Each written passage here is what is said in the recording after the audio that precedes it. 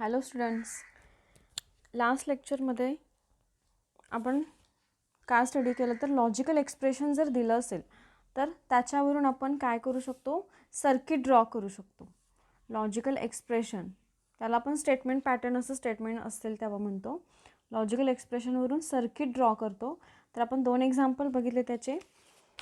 Next example काय बघितलं आपण तर क्वेश्चन होता, give an alternative arrangement for the following circuit so that the new circuit has minimum switches.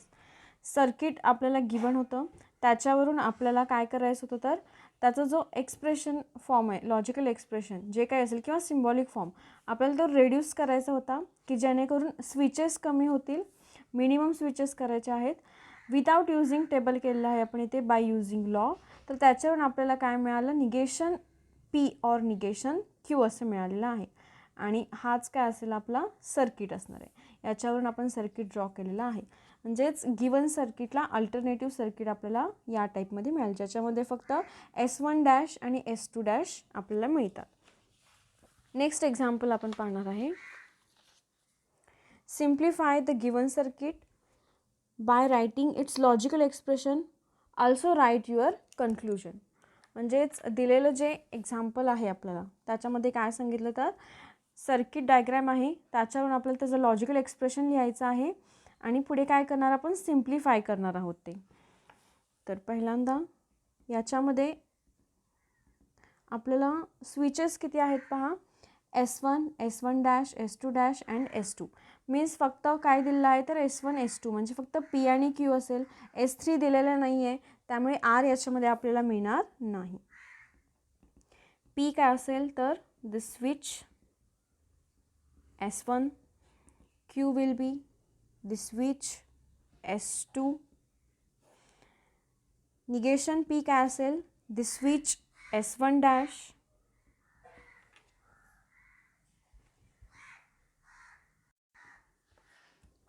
Negation Q असणार आहे द स्विच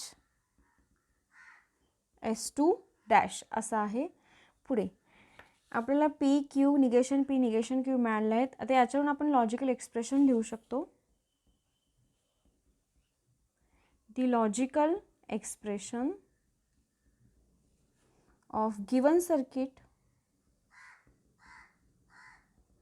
इज काय असेल बघा याचं लॉजिकल एक्सप्रेशन. फर्स्ट काय आहे पहा, S1 दिलेला आहे म्हणजे P असणार आहे. S1 म्हणजे काय आहे आपल्याकडे, P आहे. मग P मिळाला आपल्याला. त्याच्यानंतर त्याला पॅरलल काय आहे का खाली, नाही आहे, त्याच्या सिरीजमध्ये आहे. बरोबर, सिरीजमध्ये काय आहे तर S1 आहे, सिरीजमध्ये आहे त्यामुळे अँड येईल इथे साईन. सिरीजमध्ये काय आहे तर S1 मीन्स काय असेल, निगेशन P. S1 ला पॅरलल काय आहे, S2 S2 मीन्स काय असेल, निगेशन Q. म्हणजेच S1 S2 एकमेकांना कसे आहेत, पॅरलल आहेत. याचा अर्थ त्या दोघांमध्ये साईन काय असेल, ऑर, आणि हे काय असेल, एका ब्रॅकेटमध्ये असेल. पुढे त्यालाच सिरीजमध्ये आहे म्हणजे साईन असेल अँड. S2 दिलेला आहे, स्विच S2 मीन्स काय तर आपल्याकडे Q. म्हणजे हे काय मिळालं आपल्याला, लॉजिकल एक्सप्रेशन मिळतं, P and negation P or negation Q and Q असं मिळालेलं आहे आपल्याला. P and negation P or negation Q and पुढे काय आहे, Q आहे. अँड इथे काय आलेलं आहे तर इथे काय सिरीजमध्ये आहेत ते, आणि हे दोन कसे आहेत, पॅरलल आहेत एकमेकांना, म्हणून तिथे साईन काय आहे तर ऑर आहे. आता आपल्याला हे सॉल्व करायचं आहे, सिम्प्लिफाय करू आपण, कन्क्लुजन काढायचं आहे आपल्याला. Consider P and negation P or negation Q and Q. हे कन्सिडर करणार आहे आपण. लॉजिकल एक्सप्रेशन मिळालेलं आहे आपल्याला.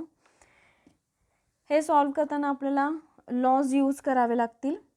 ठीक आहे, फर्स्ट बघा 1 2 3 टर्म्स आहेत. बरोबर, यातल्या कोणत्याही 2 टर्म्स आपण एका ब्रॅकेटमध्ये घेऊ शकतो. आपण काय करू, फर्स्ट ज्या 2 टर्म आहेत, फर्स्ट टर्म काय आहे P अँड सेकंड टर्म म्हणजेच काय, हा ब्रॅकेट दिलेला आहे, ब्रॅकेट काय आहे, negation P or negation Q. याला मी पूर्ण ब्रॅकेट टाकते अँड काय असेल Q.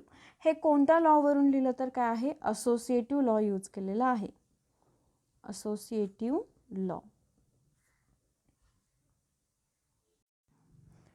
असोसिएटिव्ह लॉ आपल्याला काय सांगतो बघा, जर P and Q and R असेल, दोन्ही साईन आतले सेम असायला हवेत, तर काय होतं तेच आपण कसं लिहू शकतो, P and Q and R किंवा P and Q and R असं सुद्धा लिहू शकतो.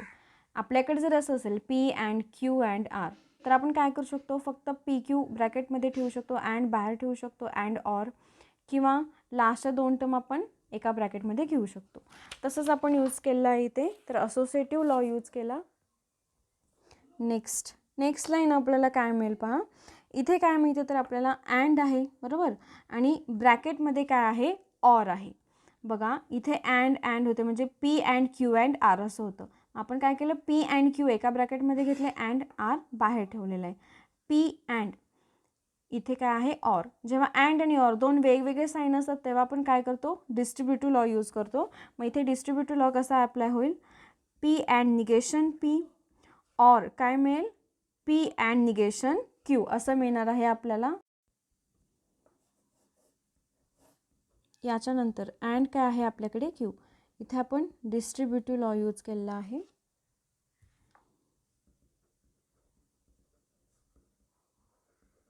नेक्स्ट लाईन आणखीन सिम्प्लिफाय करू शकतो आपण. हे आपल्याकडे 2 ब्रॅकेट आहेत आता, पी अँड निगेशन पी और P and negation Q. First bracket बघा काय आहे, P and negation P, P आहे आणि त्याचंच निगेशन दिलं आहे, आणि मध्ये साईन कोणता आहे तर अँडचं साईन आहे. अशा वेळी कोणता लॉ यूज करू शकतो आपण, आपल्याकडे कॉम्प्लिमेंट लॉ आहे.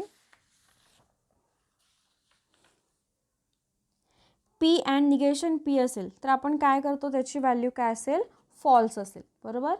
पी अँड निगेशन पीसाठी आहे फॉल्स. मी ते आपण लिहू शकतो, याची व्हॅल्यू काय असेल बघा, पी अँड निगेशन पीसाठी व्हॅल्यू असेल फॉल्स. ऑर पुढे काय आहे, P and negation Q and Q. कोणता लॉ यूज केला आपण, कॉम्प्लिमेंट लॉ यूज केला आहे, complement law. Next line, F or कोणतीही टर्म असेल बघा, एफ ऑर कुठे आहे, एफ ऑर पी आहे तर पी मिळतो आपल्याला. मग इथे जर F or P and negation Q असेल तर इथे सुद्धा आपल्याला काय मिळणार आहे, पी अँड निगेशन क्यू मिळेल. इथे कोणता लॉ यूज केला आपण, identity law. And Q as it is. Now next, आता काय कसं सॉल्व करता येईल बघा आपल्याला. इथे काय, P and negation Q and Q बरोबर, म्हणजे इथे दोन्ही पण साईन्स सेम आहेत. इथे डिस्ट्रीब्युटिव्ह यूज करू शकत नाही. दोन्ही साईन्स सेम असतील तर आपण काय यूज करतो, असोसिएटिव्ह लॉ यूज करतो. मग इथे आपण ब्रॅकेट चेंज करू शकतो. ब्रॅकेट आपल्याकडे पी अँड निगेशन क्यू आणि त्याच्या बाहेर आहे अँड क्यू. हेच आपण काय करणार, P and negation Q and Q, bracket change केलेला आहे. इथे कुठला लॉ यूज केला आपण तर associative law. Associative law use केलेला आहे. मग पहा, जर पी अँड निगेशन पी असेल तर काय मिळतो, एफ. मग जर निगेशन क्यू अँड क्यू असेल, काय सांगते मी बघा, निगेशन क्यू अँड क्यू असेल तरी पण व्हॅल्यू आपल्याला काय मिळणार आहे, फॉल्सच मिळणार आहे. मग पी अँड काय मिळेल आपल्याला, एफ मिळेल बरोबर. म्हणजे इथे कुठला लॉ यूज केला आपण, अगेन कॉम्प्लिमेंट लॉ यूज केलेला आहे, कॉम्प्लिमेंट लॉ. नाव लास्ट, पी अँड एफ आहे. पी अँड एफ कुठे, आयडेंटिटीला आहे. पी अँड एफ असेल तर आन्सर काय असतं, एफच मिळतं आपल्याला. म्हणजे इथे आन्सर काय मिळेल, मग एफ आन्सर मिळेल by using identity law. By using identity law म्हणजे आपल्याला फायनल आन्सर मिळालं. आन्सर काय मिळतं तर एफ बरोबर. म्हणजे फॉल्स व्हॅल्यू मिळाले आपल्याला. आपण काय काय केलं, 1, 2 अँड 3 3 टर्म्स आहेत याच्यामध्ये की ज्याच्यामध्ये साईन अँडचा आहे. असोसिएटिव्ह लॉ यूज केला. पहिले 2 टर्म्स एका ब्रॅकेटमध्ये घेतले. त्या ब्रॅकेटमध्ये काय आहे, अँड ऑर असे साईन्स आहेत जिथं आपण डिस्ट्रीब्युटिव्ह लॉ यूज करू शकतो. त्यामुळे डिस्ट्रीब्युटिव्ह लॉ यूज करून आपल्याला 2 ब्रॅकेट मिळाले. पुढे P and negation P value काय असते, F. Second bracket as it is and Q as it is. F or कोणतीही टर्म असेल तर परत आपल्याला तीच टर्म मिळते, and Q as it is. इथे दोन्ही पण साईन सेम आहेत, अँड म्हणजे आपण जेव्हा साईन सेम असतात त्यावेळी असोसिएटिव्ह लॉ यूज करतो. ब्रॅकेट चेंज केला, निगेशन क्यू अँड क्यूला ब्रॅकेट ठेवलेला आहे. निगेशन क्यू अँड क्यू असेल जसं निगेशन पी अँड पी किंवा पी अँड निगेशन पी असेल तर व्हॅल्यू फॉल्स मिळते. सेम त्याच पद्धतीने इथे पण व्हॅल्यू फॉल्स मिळाली आहे. बघा एफ ऑर कोणतीही टर्म असेल तर आपल्याला तीच टर्म मिळते, पण पी अँड एफ म्हणजेच एफ अँड कोणतीही टर्म असेल तर आपल्याला परत काय मिळतो, तर एफच मिळतो. हे लक्षात ठेवा. ऑर असेल तर टर्म मिळते, जर अँड असेल तर आपल्याला एफच मिळतो. By using identity law value काय मिळाली, इथे आपल्याला एफ मिळाली. म्हणजे याचं कन्क्ल्युजन काय सांगू शकतो बघा आपण. आपल्याला माहिती आहे व्हॅल्यू जर एफ असेल म्हणजेच काय असणार आहे, स्विच ओपन असणार आहे, त्यामुळे लॅम्प कसा असेल, ऑफ असेल आपला. The lamp will not glow irrespective of the status of the switches. म्हणजे एक्झाम्पल आपलं इथे सॉल्व झालेलं आहे. आपल्याला कन्क्ल्युजनसुद्धा फाइंड आउट करा असं सांगितलं होतं. आपल्याला फक्त सर्किट डायग्रॅम दिलेली होती, त्याच्यावरून आपण पी क्यू निगेशन क्यू लिहिलेले आहेत. त्याचं लॉजिकल एक्सप्रेशन मिळालं. लॉजिकल एक्सप्रेशन आपण सॉल्व केलं बाय युझिंग लॉज. व्हॅल्यू काय मिळते, तर एफ मिळते. याचा अर्थ लॅम्प ग्लो करणार नाही आहे, त्यामुळे कन्क्ल्युजन काय मिळालं आपल्याला, the lamp will not glow irrespective of the status of the switches. Next example पाहू आता आपण. क्वेश्चन सांगितलेला आहे आपल्याला, in the following switching circuit 3 point दिलेले आहेत. फर्स्ट काय, राईट सिम्बॉलिक फॉर्म. सेकंड आहे कन्स्ट्रक्ट स्विचिंग टेबल. आणि थर्ड आहे simplify the circuit. Write symbolic form आपल्याला माहिती आहे आपण कसं लिहितो, P Q R find out करतो, त्याच्यावरून सिम्बॉलिक फॉर्म आपल्याला मिळेल. कन्स्ट्रक्ट दी स्विचिंग टेबल म्हणजे ज्याच्यामध्ये 1 0 अशा व्हॅल्यूज असणार आहेत, ट्रूथ टेबल सारखा असणार आहे तो. आणि सिम्प्लिफाय द सर्किट याचा अर्थ काय असेल, तर आपण विदाउट युझिंग टेबल आपण लॉजचा यूज करून जे काही आपलं लॉजिकल एक्सप्रेशन मिळतं किंवा सिम्बॉलिक फॉर्म मिळतो तो आपण सॉल्व करणार आहे. सोल्युशन.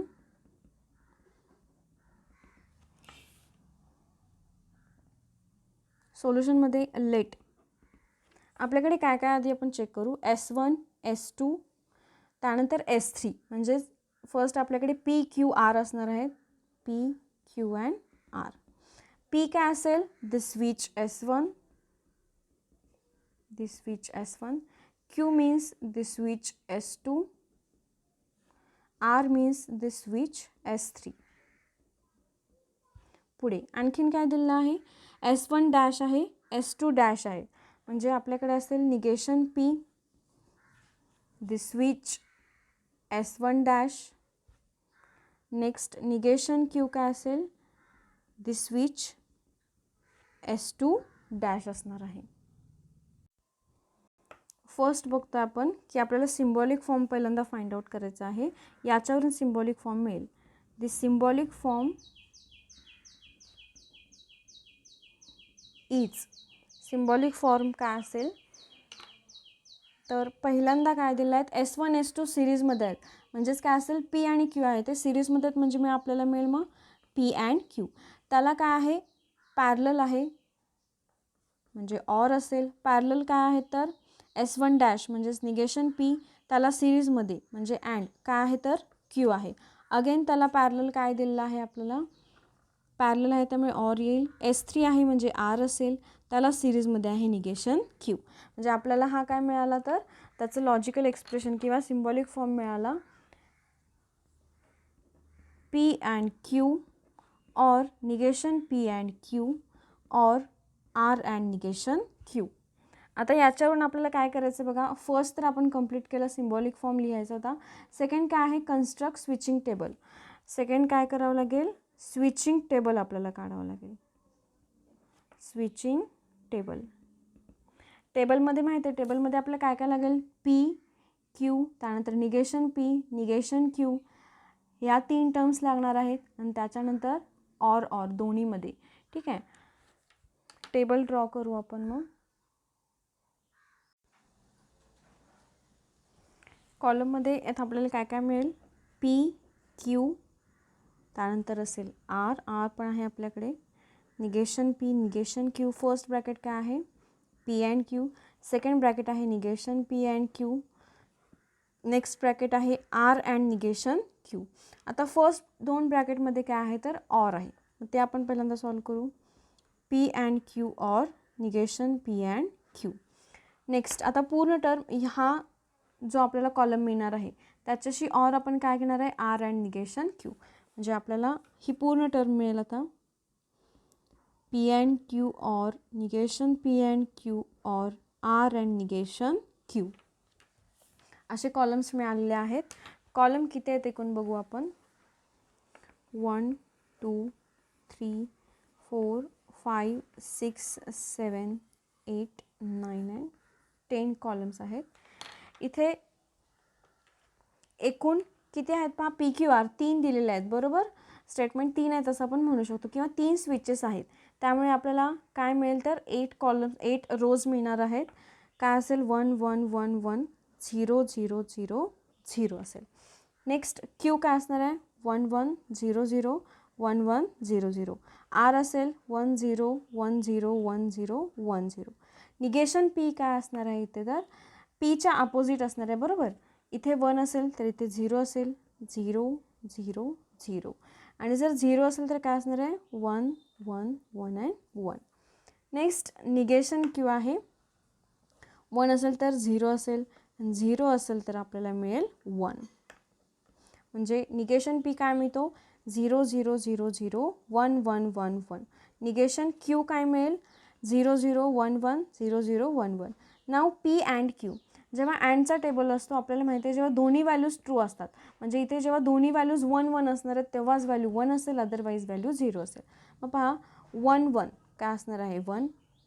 नेक्स्ट सेकंड रो 1 1 1 मिळेल व्हॅल्यू. पुढे 1 0 आहे त्यामुळे 0 मिळेल. 1 0 0 0 1 0 0 1 0 0 0 आहे म्हटल्यावर व्हॅल्यू 0 असणार आहे. ठीक आहे. म्हणजे आपला पी अँड क्यू कसा मिळतो 1 1 आणि बाकी सगळ्या व्हॅल्यूज कशा मिळतात तर 0 मिळतात. Next negation P and Q. Negation P and Q. Negation P कुठे आहे पहा. निगेशन पी आहे नंबर 4ला आणि आपल्याकडे क्यू आहे नंबर 2ला. त्याच्यामध्ये साईन आहे अँड त्याच्यासाठी आपल्याला सॉल्व करायचं आहे. निगेशन पीचे काय आहेत व्हॅल्यूज 0 0 0 0 1 1 1 1. पुढे क्यूच्या व्हॅल्यूज काय आहेत पहा 1 1 0 0 1 1 0 0. याच्यामध्ये साईन आहे आपल्याला अँड साईन आहे आणि आपल्याला माहिती आहे जेव्हा अँडमध्ये दोन्ही व्हॅल्यूज 1 असतात तेव्हाच व्हॅल्यू आपल्याला काय मिळते तर 1 मिळते. मग पहा पहिल्यांदा 0 अँड 1 व्हॅल्यू काय असणार आहे 0 मिळेल. नेक्स्ट 0 अँड 1 0 0 0 1 अँड 1 आहे त्यामुळे व्हॅल्यू मिळेल 1. अगेन 1 अँड 1 व्हॅल्यू असेल 1. पुढे 1 अँड 0 0 1 अँड 0 0. म्हणजे आपल्याला फक्त दोनच व्हॅल्यू याच्यामध्ये 1 मिळतात बाकी सगळ्या व्हॅल्यूज कशा आहेत तर 0 आहेत. मग लिहू आपण या व्हॅल्यू निगेशन पी अँड क्यूमध्ये व्हॅल्यू काय असतील 0 0 0 0. त्यानंतर आहेत आपल्याकडे 1 1 म्हणजे व्हॅल्यू असेल 1 1 0 0 अशी मिळाली आहे. नेक्स्ट आहे R and negation Q. R and negation Q. R किती नंबरला आहे कॉलम 3rd कॉलम आहे. निगेशन क्यू कुठे आहे तर नंबर 5. साईन आहे तर दोघांमध्ये अँड. आरच्या व्हॅल्यूज काय आहेत 1 0 1 0 1 0 1 0 बरोबर. आणि आपल्याकडे याच्या व्हॅल्यूज काय मिळणार आहेत नंबर किती आहे तो 5 नंबरला आहे. त्याच्यामध्ये साईन अँड आहे. अँडमध्ये आपल्याला माहिती आहे की जेव्हा दोन्ही व्हॅल्यूज 1 1 असणार आहेत तेव्हाच व्हॅल्यू आपल्याला 1 मिळेल अदरवाईज व्हॅल्यू 0. फर्स्ट काय असेल 0 0 1 1 म्हणजे व्हॅल्यू 1 0 0 0 1 अँड 0. हा मिळतो आपल्याला कॉलम.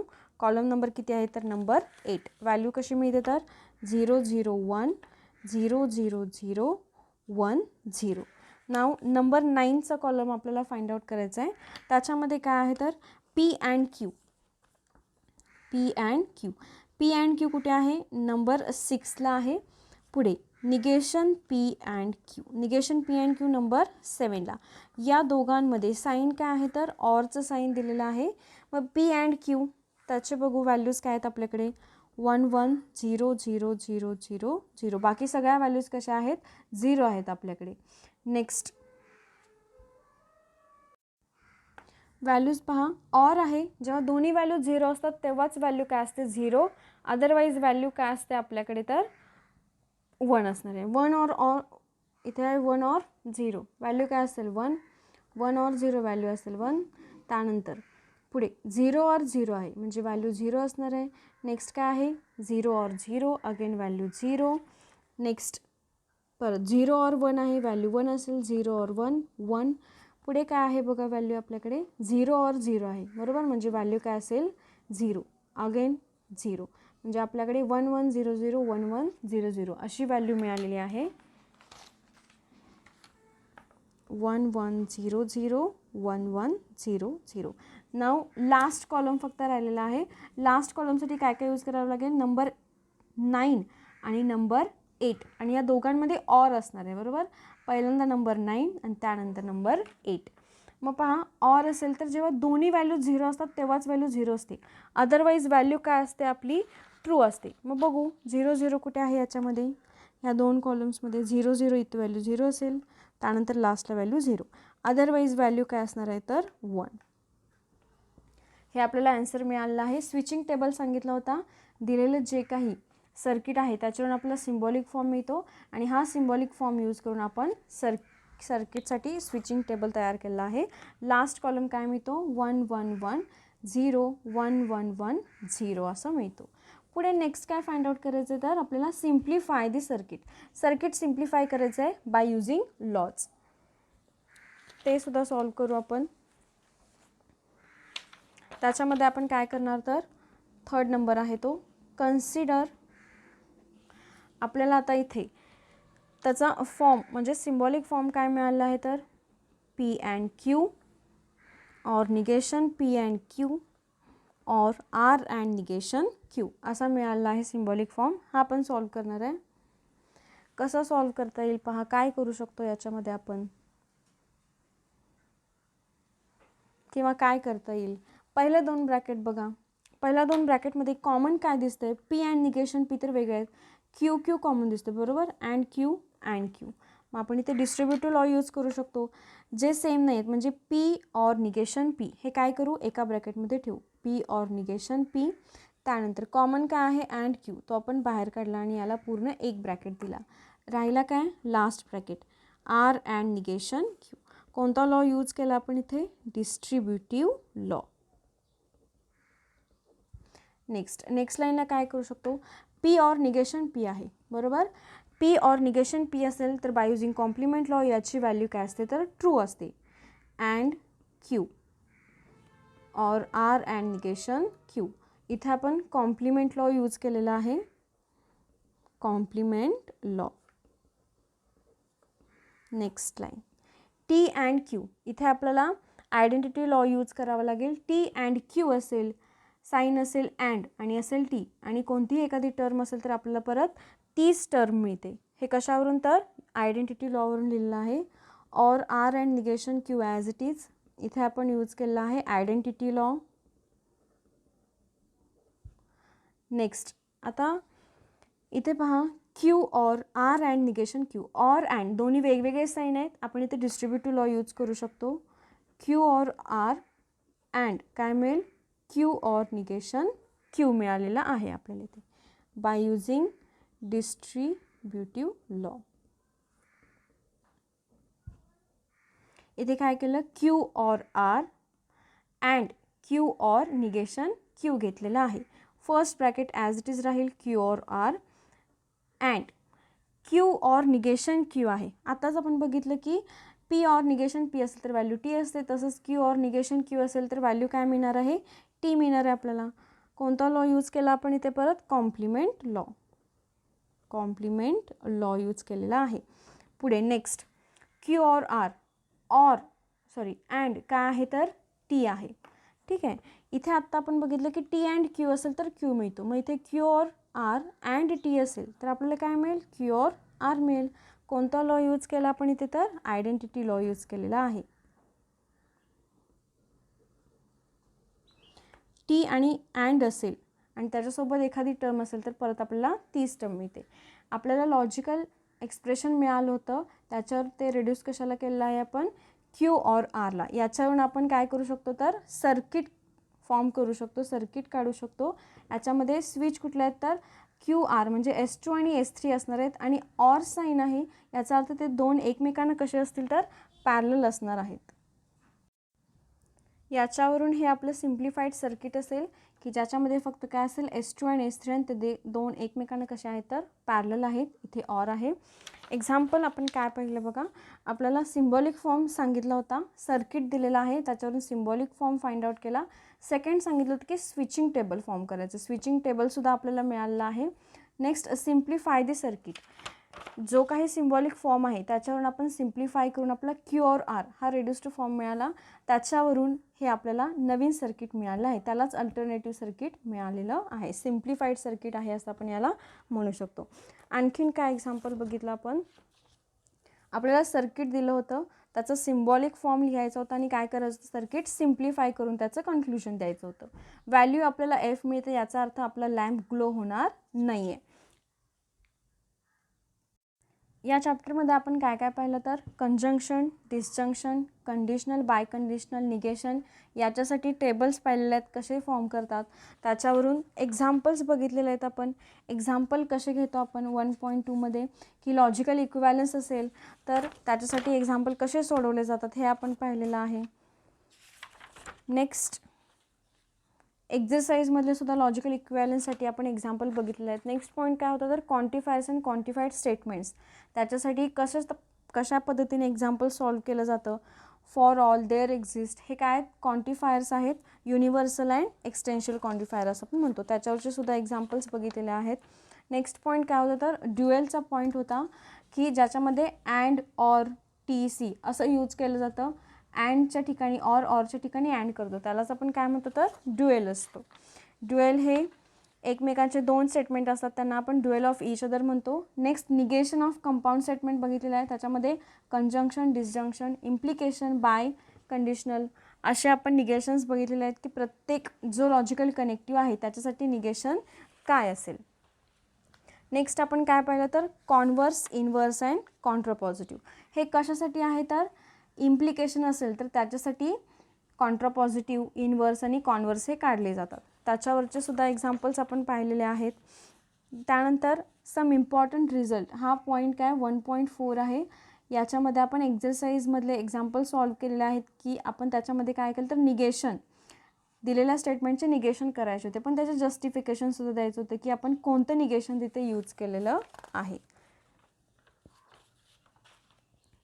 त्यानंतर नेक्स्ट स्टेटमेंट कशा प्रकारचे असतात, कोणते स्टेटमेंट असतात आणि कोणते नाही, कोण सेंटेन्स आहेत, तर हे सुद्धा आपण स्टडी केलेलं आहे, याच्यावरचे सुद्धा एक्झाम्पल घेतले आहेत. त्यानंतर आपण पॉईंट काय बघितला तर अल्जेब्रा ऑफ स्टेटमेंट्स, की ज्याच्यामध्ये आपण विदाउट युजिंग ट्रूथ टेबल लॉचा यूज करून आपण सिम्प्लिफाय करू शकतो दिलेलं जे काही असेल ते. तर अशा प्रकारचे एक्झाम्पल्स त्याच्यावरचे बघितले आहेत. हे एक्झरसाइजमधले एक्झाम्पल बघितलेले आहेत आपण की विदाउट युजिंग ट्रूथ टेबल आपण कसं सॉल्व करू शकतो. नेक्स्ट पॉईंट आपण पाहिला की स्विचिंग सर्किट, सर्किट दिलेले असतात, इनपुट आउटपुट टेबल त्याच्यावरून आपण काढू शकतो, त्याच्यावरचे एक्झाम्पल्स बघितलेत आपण. एक्झाम्पलमध्ये काय बघितलं तर सर्किट दिलं असेल त्याचा आपण सिम्बॉलिक फॉर्म काढतो, त्याच्यावर input output table find out करू शकतो. आणखीन ॲडिशनल काय करतो तर त्याचा रिझल्ट लिहितो. व्हॅल्यू फॉल्स असेल तर काय असणार आहे, लॅम्प ग्लो होणार नाही, जर ट्रू असेल तर लॅम्प ग्लो होईल. नेक्स्ट काय पाहिलं आपण तर आपल्याला लॉजिकल एक्सप्रेशन दिलं असतं, त्याच्यावरून सर्किट डायग्रॅम, आपल्याला सर्किट काढायचं असतं. नेक्स्ट क्वेश्चन आहे.